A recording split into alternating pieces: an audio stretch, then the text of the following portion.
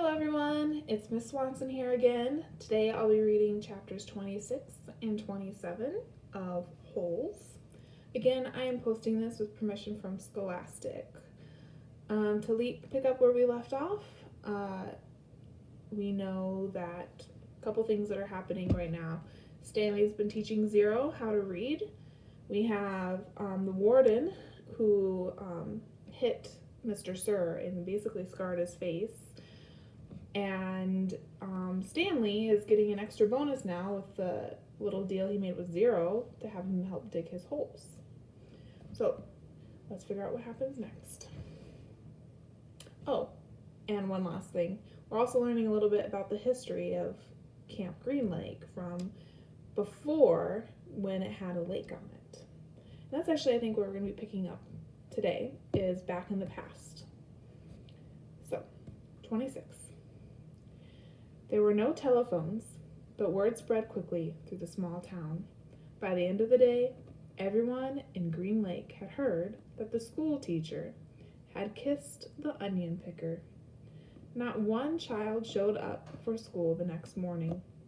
Miss Catherine sat alone in the classroom and wondered if she had lost track of the day of the week.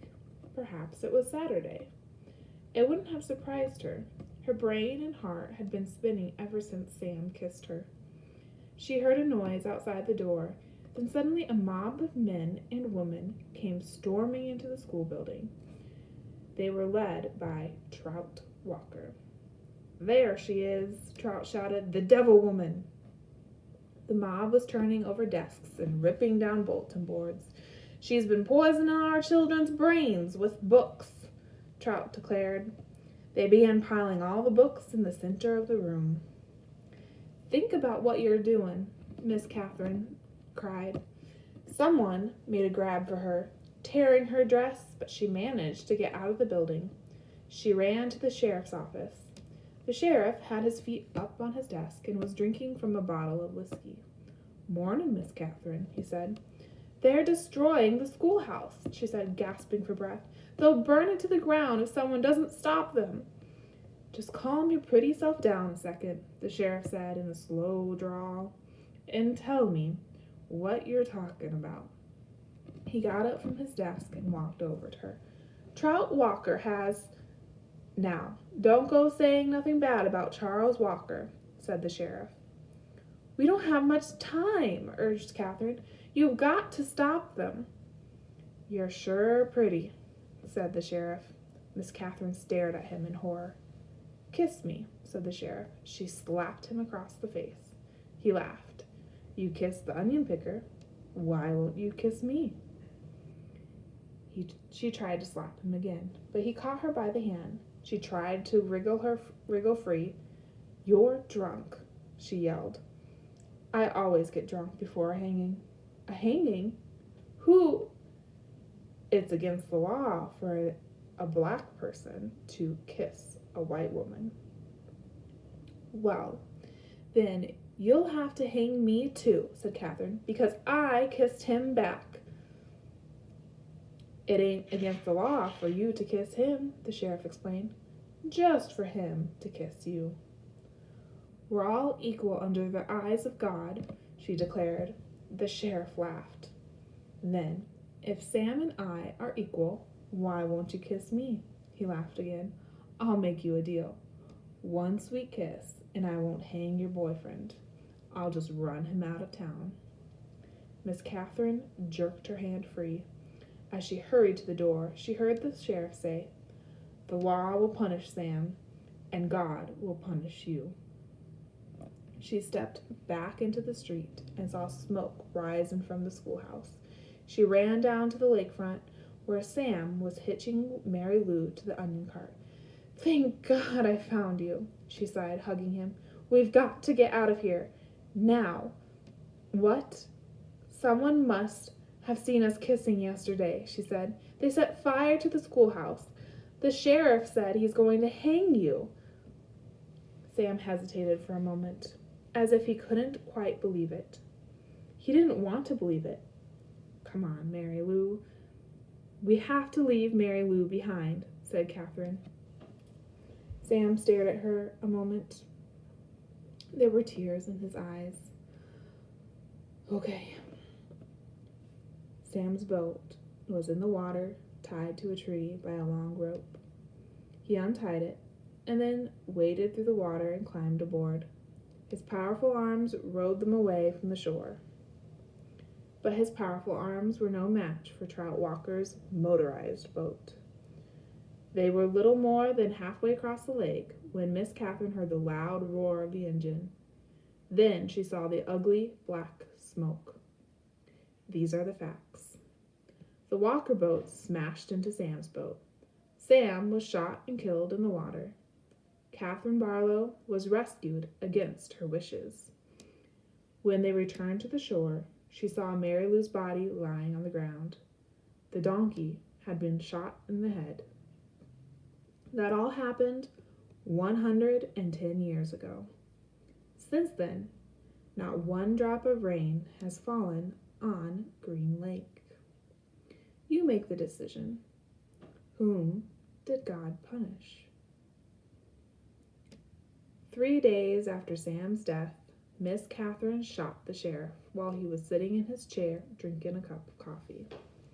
Then she carefully applied a fresh coat of red lipstick and gave him the kiss he had asked for. For the next 20 years, Kiss and Kate Barlow was one of the most feared outlaws in all the West. Chapter 27. Stanley dug his shovel into the ground. His hole was about 3.5 feet deep in the center. He grunted as he pried up some dirt, then flung it off to the side. The sun was almost directly overhead. He glanced at his canteen lying beside his hole. He knew it was half full, but he didn't take a drink just yet. He had to drink sparingly because he didn't know who would be driving the water truck the next time it came. 3 days had passed since the warden had scratched Mr. Sir. Every time Mr. Sir delivered water, he poured Stanley straight onto the ground. Fortunately, Mr. Pendanski delivered the water more often than Mr. Sir. Mr. Pendanski was obviously aware of what Mr. Sir was doing because he always gave Stanley a little extra. He'd fill Stanley's canteen, then let Stanley take a long drink, then top it off for him. It helped, too, that Zero was digging some of Stanley's hole for him. Although, as Stanley had expected, the other boys didn't like to see Stanley sitting around while they were working. They'd say things like, "Who died and made you king?" or, "It must be nice to have your own personal slave." Then he tried pointing out that he was the one who took the blame for the sunflower seeds. The other boys said it was his fault because he was the one who spilled them. "I risked my life for those seeds," Magnet had said, "and all I got was one lousy handful." Stanley had also tried to explain that he needed to save his energy so he could teach Zero how to read. But the other boys just mocked him. "Same old story, ain't it, Armpit?" X-Ray said. "The white boy sits around while the black boy does all the work. Ain't that right, Caveman?" "No, that's not right," Stanley replied. "No, it ain't," X-Ray agreed. "It ain't right at all." Stanley dug out another shovelful of dirt. He knew X-Ray wouldn't have been talking like that if he was the one teaching Zero to read. Then X-Ray would be talking about how important it was that he got his rest, right? So, he could be a better teacher, right? And that was true. He did need to save his strength so he could be a better teacher. Although Zero was a quick learner, sometimes, in fact, Stanley hoped the warden was watching them with her secret cameras and microphones so she'd know that Zero wasn't as stupid as everyone thought. From across the lake, he could see the approaching dust cloud. He took a drink from his canteen, then waited to see who was driving the truck. The swelling on Mr. Sir's face had gone down, but it was still a little puffy. There had been 3 scratch marks down his cheek. 2 of the marks had faded, but the middle scratch must have been the deepest, because it still remained. It was a jagged purple line running from below his eye to below his mouth. like a tattoo of a scar. Stanley waited in line, then handed him his canteen. Mr. Sir held it up to his ear and shook it. He smiled at the swishing sound. Stanley hoped he wouldn't dump it out. To his surprise, Mr. Sir held the canteen under the stream of water and filled it. Wait here, he said. Still holding Stanley's canteen, Mr. Sir walked past him, then went around the side of the truck and into the cab, where he couldn't be seen. What's he doing in there? Asked Zero. I wish I knew, said Stanley. A short while later, Mr. Sir came out of the truck and handed Stanley his canteen. It was still full. Thank you, Mr. Sir. Mr. Sir smiled at him. What are you waiting for? He asked. Drink up. He popped some sunflower seeds in his mouth, chewed, and spit out the shells.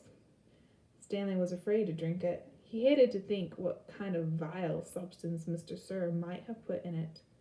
He brought the canteen back to his hole. For a long time he left it beside his hole as he continued to dig. Then, when he was so thirsty that he could hardly stand it anymore, he unscrewed the cap, turned the canteen over, and poured it all out onto the dirt. He was afraid that if he'd waited another second, he might have taken a drink. After Stanley taught Zero the final 6 letters of the alphabet, he taught him to write his name. Capital Z, E, R, O.